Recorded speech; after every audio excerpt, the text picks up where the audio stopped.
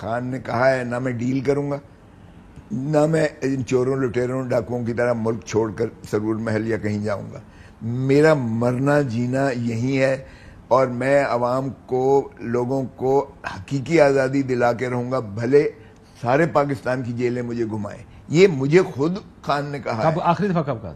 آخری دفعہ تو ہر دفعہ یہی کہتا ہے، اور he is very clear on that. دیکھیں جہاں تک تعلق ہے ایک جب آپ کہتے ہیں نا ڈیل نہیں کروں گا، سو ہمارے ملک میں ڈیل ہوتی کیا ہے؟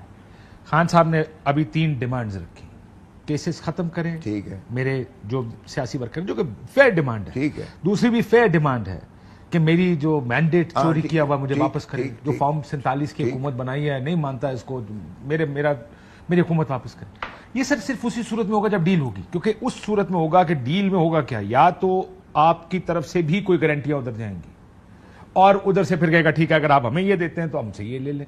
تو ڈیل اسی کو کہتے ہیں. اور ڈیل کیا ہوتی ہے؟ نہیں دیکھیں ادھر سے دونوں طرف سے کریڈیبلٹی گیپ ہے، کمیونیکیشن گیپ ہے، وہ خائف ہیں دوسری جانب سے. ہم نے یہی کہا کہ دیکھیں وی ہیو ٹو ڈسپیل دیٹ.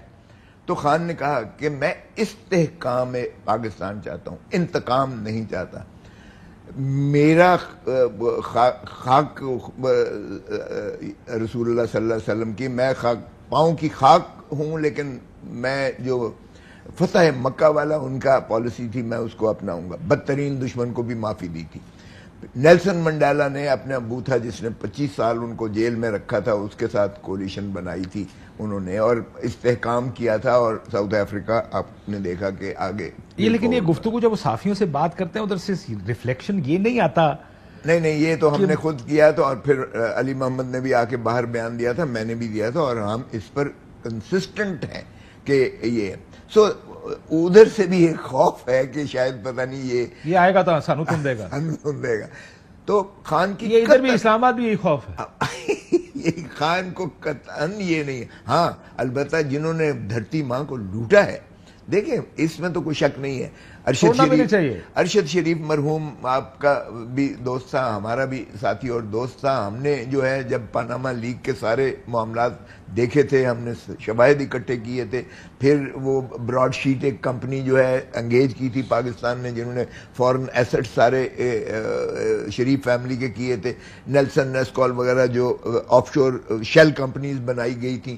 پھر جو قاضی فیملی کے جو اکاؤنٹس میں یہاں سے اسحاق ڈار نے لے جا کے لیئرنگ کے پیسے وغیرہ کی، وہ تو دیویا تھا نا سر، سارا کچھ پتہ ہے. کنفیشنل سٹیٹمنٹ ہمارے پاس بھی تھا، ہینڈ ریٹن لکھی میرے پاس پڑی تھی، ارشاد شریف کے پاس بھی تھا، میرے پاس سارا کچھ تھا. یہ یقین کریں کہ اس کے بعد کوئی گنجائش رہ نہیں جاتی ہے کہ دھرتی ماں کو شریفوں نے جس طرح سے لوٹا ہے 3 مرتبہ. قسم خدا کی، یعنی خول آتا ہے کہ آپ پوتر ہو کے کہتے ہو جی سزا مجھے نہیں ہوئی. او بھائی ڈیل یہ ہوتی ہے، یہ ڈیل ہے، یہ ہے این آر او. اور لیکن اس سے تو یہ لگتا ہے کہ آپ کا جو آپ سیاسی مخالف کو نہیں چھوڑیں گے. نہیں وہ یہ ابھی دوسری سائڈ یہ سوچ رہی ہوگی، یہ سن کے کہ وہ کہے گا کہ دیکھیں جی ساڑھی تو سختی ہے. کاشف میں کہتا ہوں اس میں ایک معاملہ طے کر لیں، کہیں جی کیسز ہم بنائیں گے، قانون سخت ترین ہوگا، وکیل اعلیٰ ترین پاکستان کا ہوگا جو سرکار کی طرف سے کھڑا ہوگا کرپشن کیسز میں، لیکن کسی کو زبردستی جیل نہیں ڈالیں. کاشف میں تو ان کا لیکن کسی کو چھوڑنا نہیں، کسی چھوڑ. میں شریفوں کا بھی وکیل رہا ہوں، میں زرداری کا بھی وکیل رہا ہوں، میں اب عمران خان کا بھی وکیل ہوں. اتنے بریک لا لینی چاہیے تھی ویسے منو، وہ جو مرضی. اور اس کے بعد میں پوچھا تھا ڈیکرو بریک سر کی کر دسو کی ویکھیا پھر سر.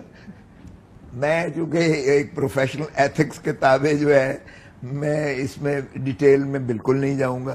لیکن ہنسی آتی تھی سر. جی سر، ہنسی آتی ہوتی تھی، ہنسی ہاسا نکل جاتا سی سر.